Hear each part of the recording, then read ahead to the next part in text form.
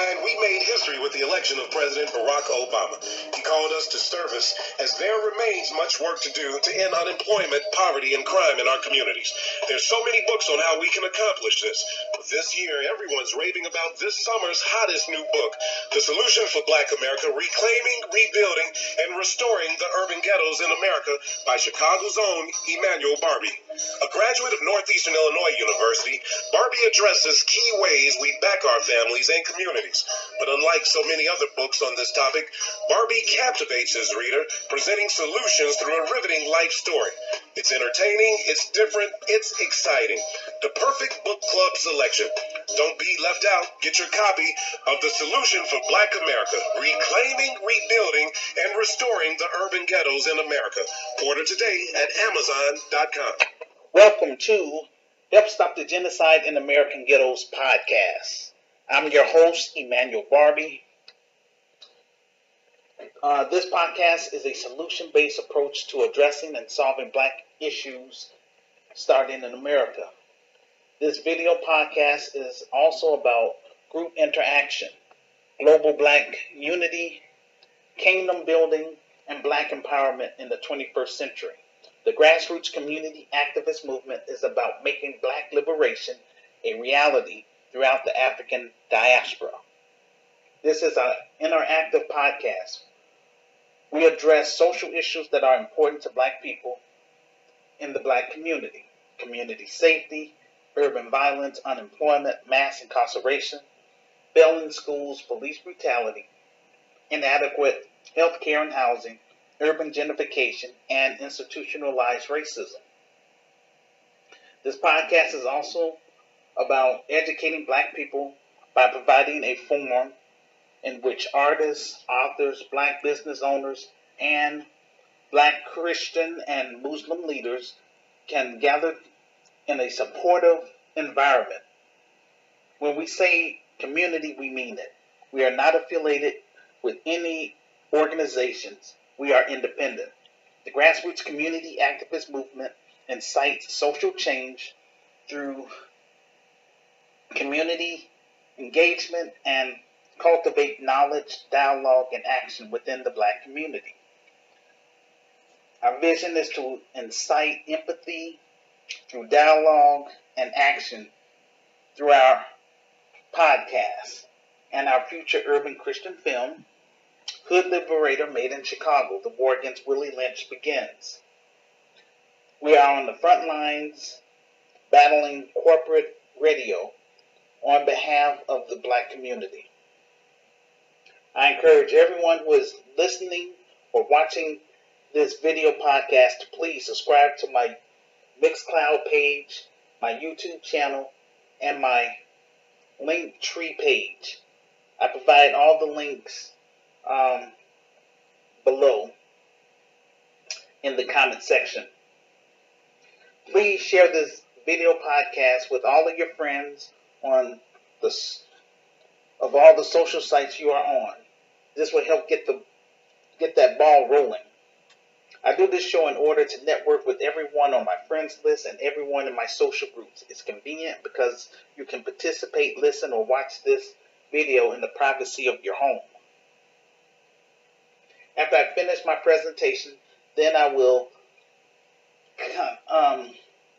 contact my panel or guest speakers. Each person would give their insights about my film project. I'm going to give them about, probably between 5 to 10 minutes. After my guest speakers finish their presentation, then I will open up the phone line to everyone on my friends list for Q&A. You would need to connect with me through Facebook Messenger as a voice call. The phone icon is for a voice call. I offer my guest speakers an incentive by sharing with them how to create their own podcasts and their own YouTube channel while earning revenue from it. I also assist people on my friends list and people in my social groups with creating basic websites, finding college scholarships and grants, housing, legal services, all for free. I don't ask for any donations. Instead, I encourage people on my friends list to please support me by purchasing my revised book and share my book information with your family and friends. It's available as an ebook for $9.99 or as a softcover book for $15 plus shipping and handling. The only thing which is preventing me from turning my virtual Christian socialist organization, GRCAM, the Grassroots Community Activist Movement, into a real black Christian business, GRCAI, the Grassroots Community Activist Institute, is the lack of manpower and the capital. This is why I turn to social media to get my message out to the public through my YouTube videos, my social groups, my blog postings, my online talk show, my revised book, and now my future film, Hood Liberator, made in Chicago. This is my last attempt to try to do something positive for my racial group in America. Tonight's presentation: recruiting seasoned film crew and quality actors for my film project. I have completed my training at Chicago Filmmakers. I took several classes in order to learn the ins and outs of becoming a film director and a producer. I learned how to write a film proposal and a film budget. I also learned how to connect with angel investors and sponsors. I'm asking all of my Christian friends that's on my friends list to please pray that the Lord will allow me, that the IRS will approve my 501c3 application so that I can begin soliciting angel investors and sponsors to invest $400,000 into my film project. Then I can hire qualified film crews such as sound technicians, graphic designers, assistant directors, directors of photography, camera assistants, hair and makeup artists, and production assistants, and of course, quality actors. Pray with me that the Lord will continue to protect my Facebook page from hackers, in Jesus' name. All of my social groups from Google, MSN, and AOL, and Netscape, etc., has all been deleted. So this is how come I ask all of my group members, if they're serious about networking with me and want to stay connected, exchange emails with me.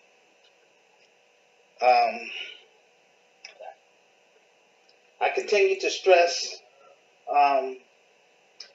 to my active group members. Yes, about exchanging emails, because it's very important. I've been on Facebook for 16 years, and my this is my second Facebook page, because my first Facebook page I was attacked. Again, I'm not bugging anyone. I'm out here just trying to recruit brave and smart people that's going to work with me and Sister Renee in turning my vision into a reality.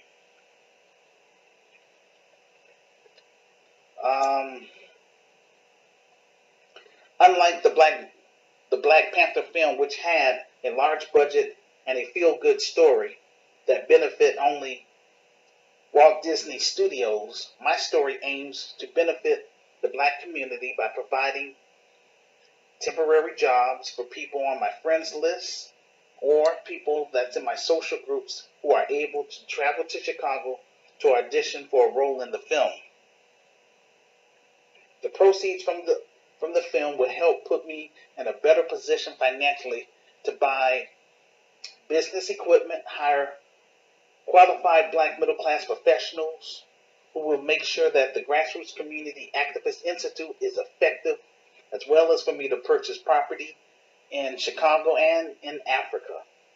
If you're serious about being a part of my film project, then please, I stress that you exchange emails with me.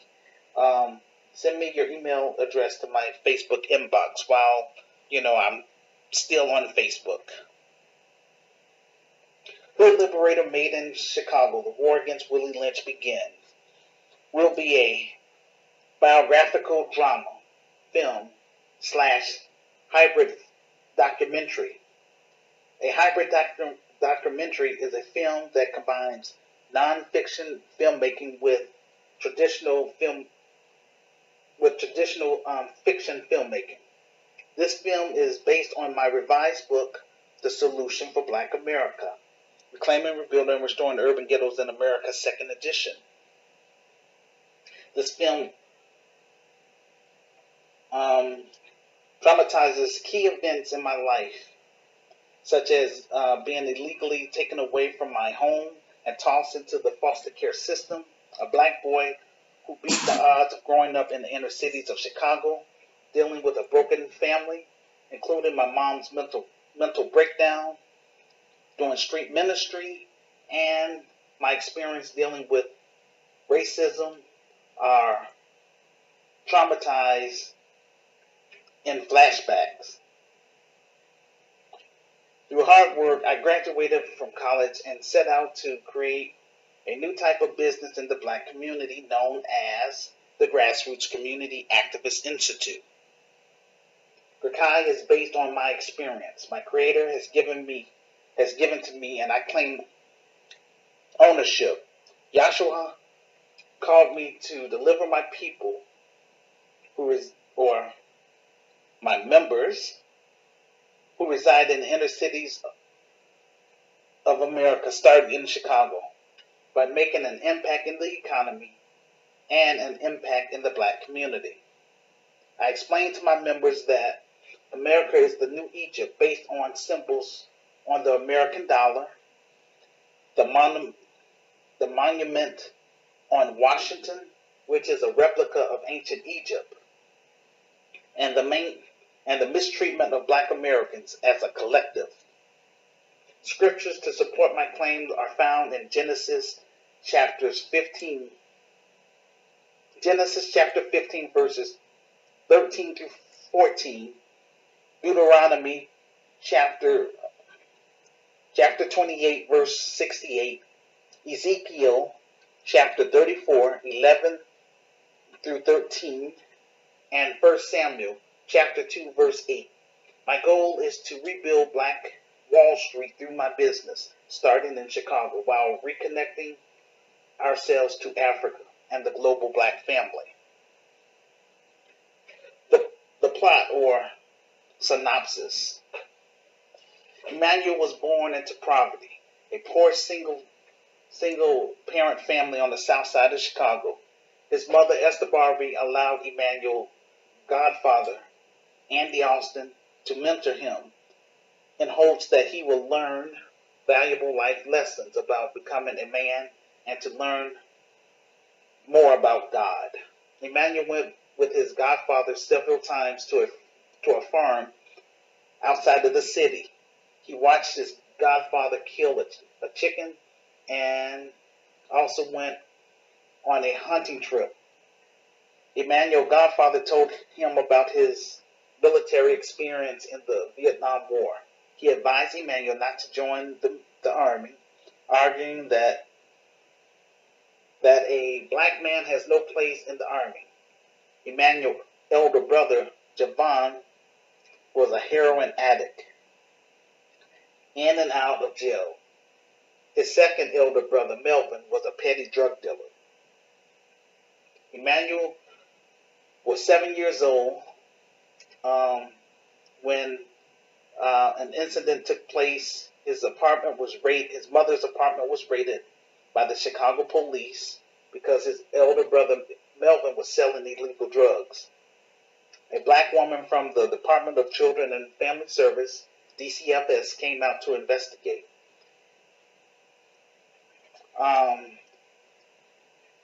She encouraged Emmanuel to come with her to a camping trip to see wild animals in the forest. Emmanuel's mother agreed to allow him to go with her so he can escape city life for the weekend. Unaware of this woman's hidden agenda to place Emmanuel into a foster care system. Emmanuel's mother gave her consent to the woman. After Emmanuel returned from the camping trip, the woman refused to take Emmanuel back home. Instead, she put him in several homes until he went to court and was sentenced to 11 years as being ward of the state. His mother was in court and had had to be escorted out due to her loud outbursts. Emmanuel's mother's mental state deteriorated, and eventually she was admitted to a mental institution. Emmanuel was placed in a foster home. He was tossed from several foster homes. Finally, his last foster home, his foster brother tried to take Emmanuel's manhood. Emmanuel fought back by stabbing his foster brother in the arm. Emmanuel was removed from his foster home to be placed in a place called Prisker, near the University of Chicago. He was evaluated by a white woman who was a child psychologist. She labeled him as being mentally retarded due to him not speaking to her and answering her questions. Emmanuel was then placed in a group home called Lutherbrook Children's Center. It had 4 major cottages: Field Cottage, Seagull Cottage, Stream Cottage, and Lake Cottage, holding 15 kids in each cottage. Emmanuel was retested as having dyslexia, not retardation, but the staff still treated him as such. Emmanuel attended a private school on the premises. He performed well in school and dreamed of becoming a lawyer, but his special ed instructors told him that he should focus on being a janitor. Emmanuel was encouraged by his caseworker to join Afro Group to learn more about the black culture. He read books about Marcus Garvey, Dr. King Jr., Nelson Mandela, and Malcolm X. He was saddened to learn that Malcolm X was killed by black Muslims from the Nation of Islam. Emmanuel formed an anti-bully group to fight against the older kids who were terrorizing smaller kids. He organized 10 members into 2 groups. Group A focused on getting weapons such as duct tape, belts, and baseball bats.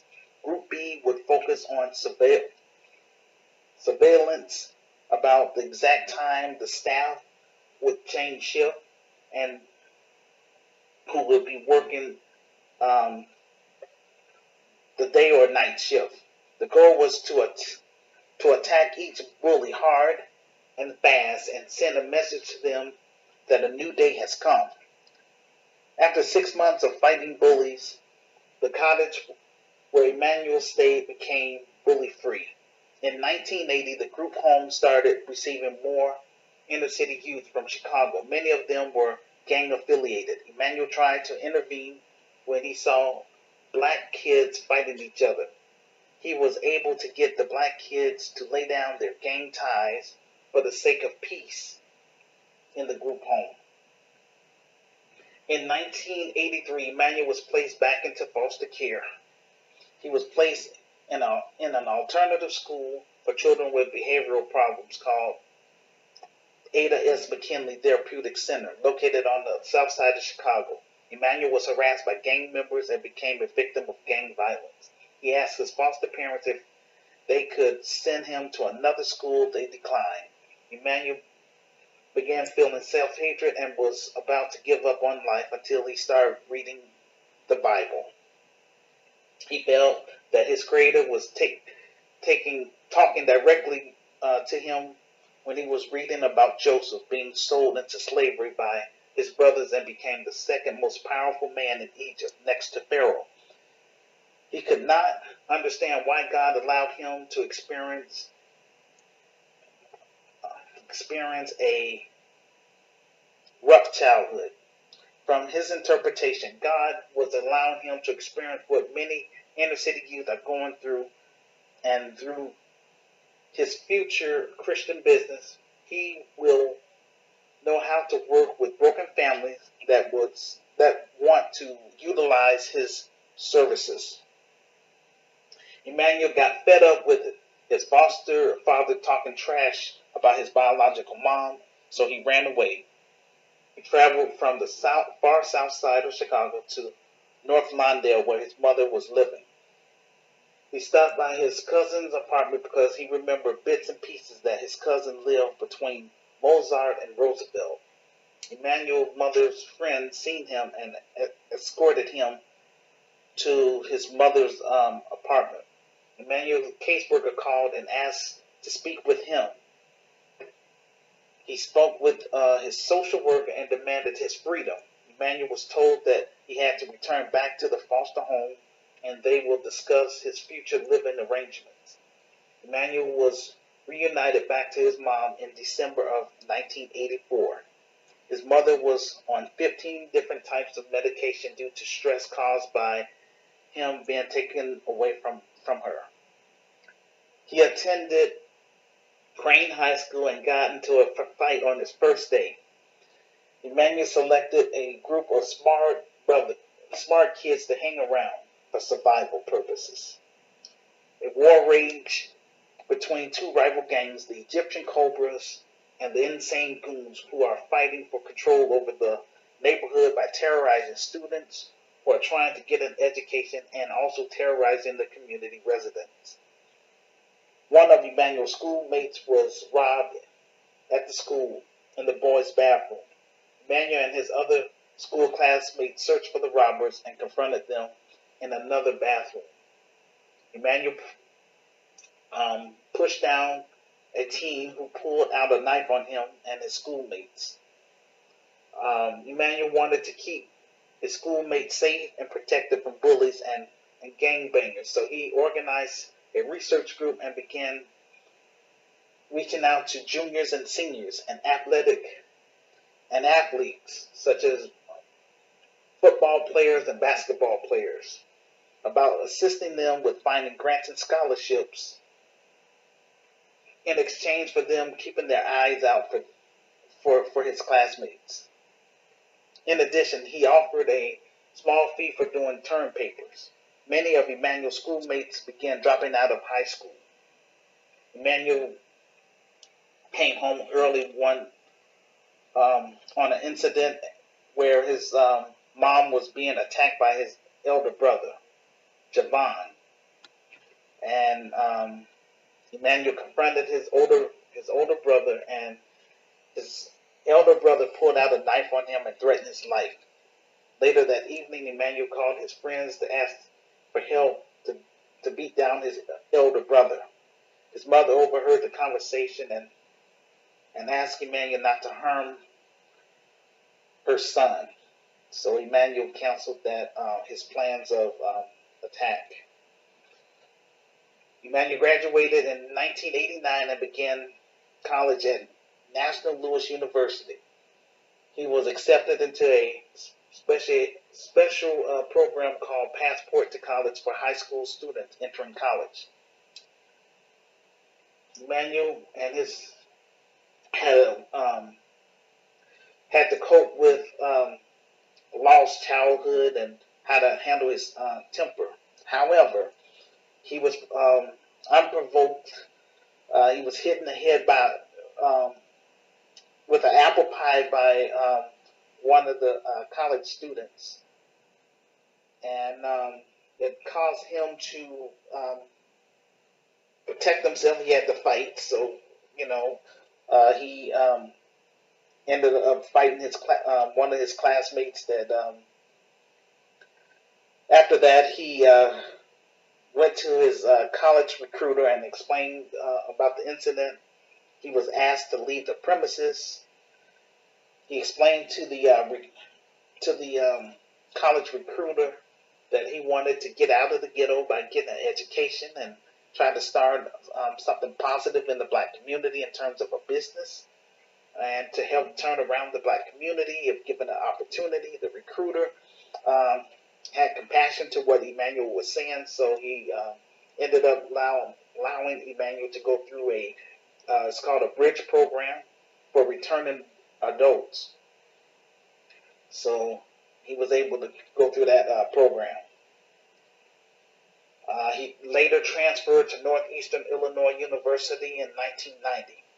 Emmanuel was exposed to socialism by a woman that he was attracted to, a black woman. After several months of trying to talk to this woman, he finally gave up on pursuing her, and he started to do street ministry on the weekends by passing out cheese sandwiches and peanut butter and jelly sandwiches to homeless individuals, as well as um, sharing the word of God with them in the Austin and Garfield Park community. Um, he ran across Hebrew Israelites, Moors of America, and the Nation of Islam, as well as people from that call themselves Nubians and Pan-Africanists. They all had different philosophies. Emmanuel asked them to work with him in rebuilding Black Wall Street.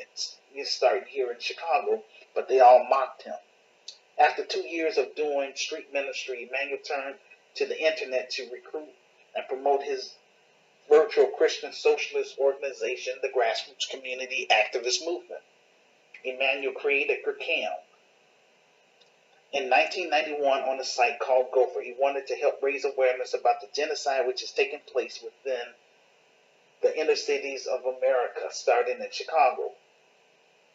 Emmanuel's spiritual objective was to serve the Black community while meeting the need, becoming an advocate for the community residents, and pushing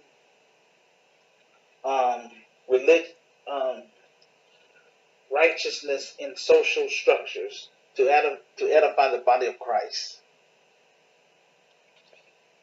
GRCAM is dedicated to promoting the gospel and enriching relationships among community residents.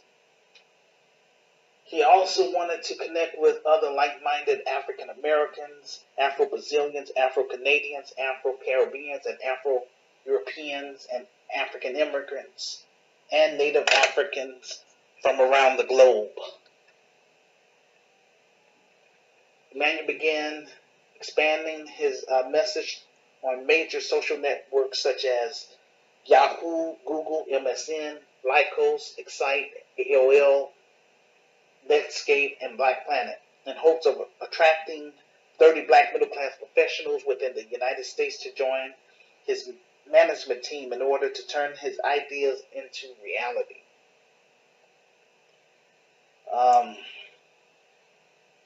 Nehemiah was called by God to rebuild the walls of Jerusalem. He did not build the wall by himself. He had a professional team, people like architects, bricklayers, and engineers.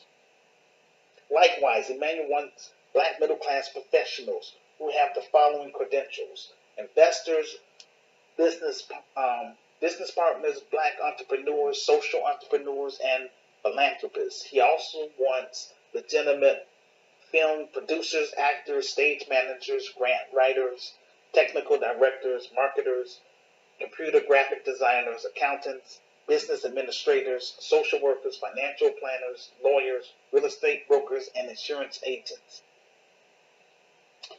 Emmanuel wrote out his articles of incorporation and bylaws, typed and available for his nonprofit cooperative.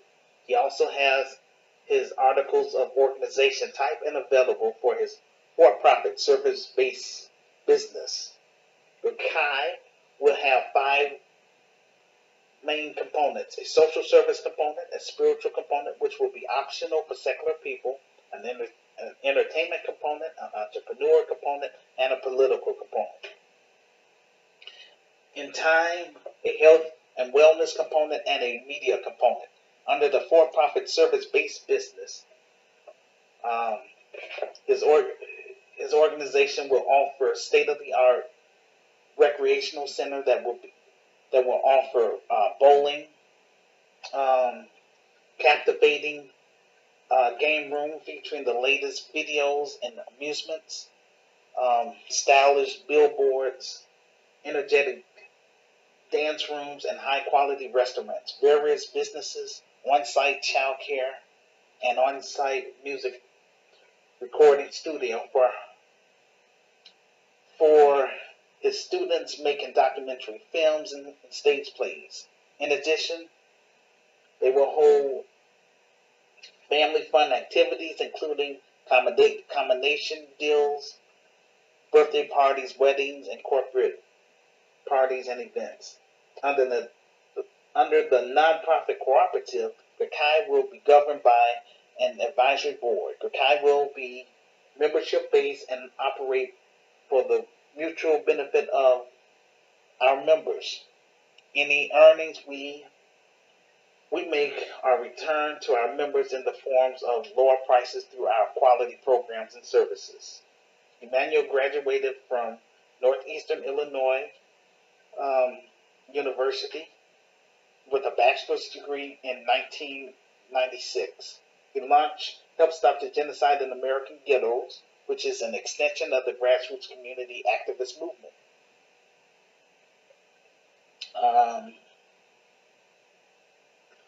The spiritual realm. GRCAI is more than just a new business endeavor, it's a new system, counter to capitalism. Everyone will be treated equally with respect. We won't have any corruption, not on my watch. GRCAI will use drones to help fight against crime in the black community. Emmanuel will use his groups to mobilize his members in 10 cities through discussion forums, online teleconferences, and webinars. GRCAI aim is to unite the diaspora. The Grassroots Community Activist Institute. The objective is to become the heart of the black community, starting on the west side of Chicago, specifically covering Austin, Garfield Park, and North Lawndale. We plan on sending out scouts to the south side of Chicago to replicate this organization and make Chicago a model for other cities across the United States. GRCAI will function in these areas: community co-op, community grocery stores, community health care, and community housing. GRCAI will operate on two fronts, a domestic front and on an international front. So that's what we're going to try to display in the film. I know it's a lot of stuff, but, we'll do the best that we can. We're going to improvise. On a domestic front, our goal is to create a sense of national urgency about the genocide which is taking place within our inner cities. Starting in Chicago, we will achieve this through journalism. We will change that narrative through our films and stage plays. We strive to educate and enlarge our audience of concerned citizens who care about solving black issues in America. We want to eradicate urban violence in Chicago through our programs and services, tackle poverty, institutionalized racism, and police brutality within our community,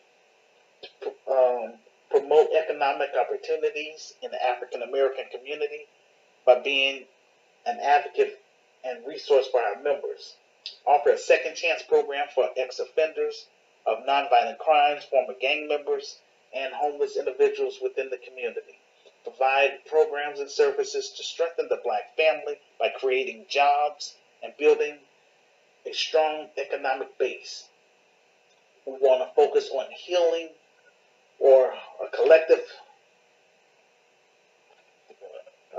healing from this Willie Lynch mentality in America and on the African continent. We want to focus on healing from the colonized mentality, because Willie Lynch and colonized mentality is really both the same thing. Black people just gonna have to learn how to heal and learn how to love one another, a godly love, and learn how to just get along with one another. That's what we're gonna emphasize in the film, and that's what we're gonna do in the real business. We want to examine the Amish community, the Asian community, and the Jewish community, so that we can practice group economics as well as form our own code of conduct. We want to get our house in order first before we invite non-black sympathizers into our space. on the international front, GRCAM of Africa, or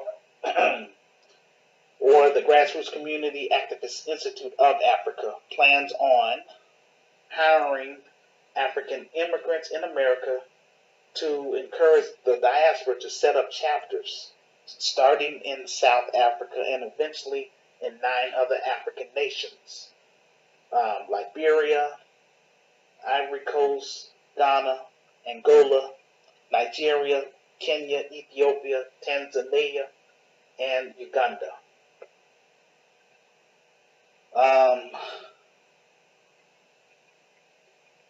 So, with all that being said, what we need and what you will get. I need all of my group members to subscribe to my YouTube channel and share my book information with all of your friends. I don't have another 28 years to waste. That's why I'm doing this film, to get my message out there. And like I say, the proceeds will put me in a better position financially to, just hire qualified people that's going to work with me and Sister Renee. Because I don't have another 28 years wasting, trying to talk to people that just don't care.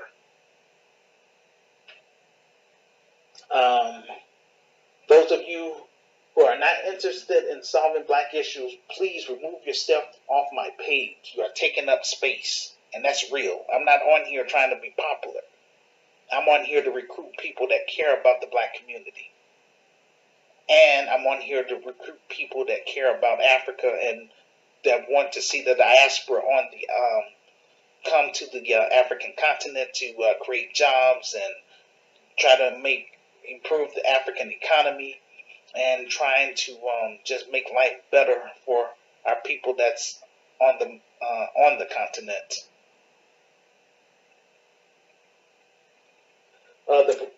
The proceeds from my revised book will help market the film.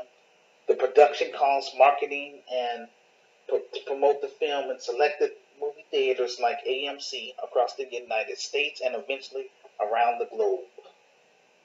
The goal of this podcast is to raise awareness about my film.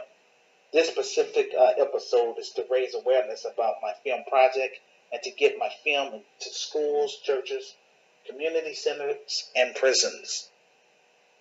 The GRCAM vision is to unite talented black people in our community to exchange ideas and strategies to help improve the black community as a whole. So under submissions, the Grassroots Community Activist Movement is asking potential film crew and actors to be on standby. Because like right now, we're still under this, we're still under lockdown, mandatory quarantine, or volunteer quarantine, but still, we're on lockdown. So I still would like for people that's interested to just be on standby, keep that line of communication open with me, because once the IRS approved my 501c3 application, then I'm going to start to accelerate this thing. I'm going to hit those or reach out to those angel investors and sponsors. And once I'm able to obtain that $400,000 for my film project, and then I'm going to have me a panel to work with me to select our actors. But I definitely want to make sure I have my film crew in place, and so that's how I'm going to be doing things. GRCAM membership. Active GRCAM members will receive advance notice of special screenings and invites to membership-only events. Joining GRCAM is a great way to support the African American community. Help put GRCAM on the map by sharing my video podcast, my online talk show, my book information, my blog posts with all of your friends. Again, this will help get the ball rolling. I am now ready to open up the phone lines for my panel to ask me specific questions. Then I will open up the phone lines for everyone that's on my friends list after I finish having my guest speakers or people that's on the panel that want to ask me specific questions. All right, so the phone lines are now open for people that's on the panel, those that exchange emails with me. So hit me up.